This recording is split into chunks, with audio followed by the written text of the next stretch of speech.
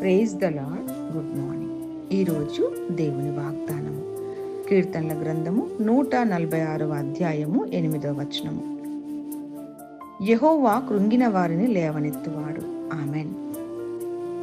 ప్రియమైన దేవుని బిడ్డ, ఏ విషయంలో నువ్వు కృంగిపోయి ఉన్నావేమో, ఏ విషయంలో నువ్వు నిరుత్సాహపడుతూ ఉన్నావేమో, బాధపడుతూ దుఃఖపడుతూ ఉంటే ఈ వాగ్దానము నీకోసమే.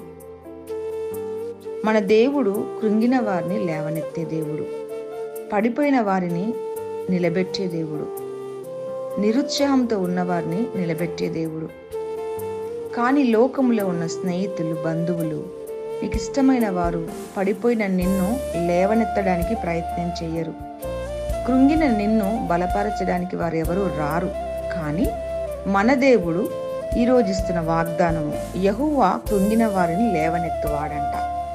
మన దేవుడు పడిపోయిన ప్రాకారములను కట్టే దేవుడు, కృంగిపోయిన వారిని బలపరచువాడు, నిరుత్సాహంతో ఉన్నవారిని నిలబెట్టే దేవుడు. ఈ మాటలు నమ్మి విశ్వసించి ప్రార్థించు, తప్పక ఈ వాగ్దానము నీ జీవితంలో నెరవేర్పును చూస్తావు.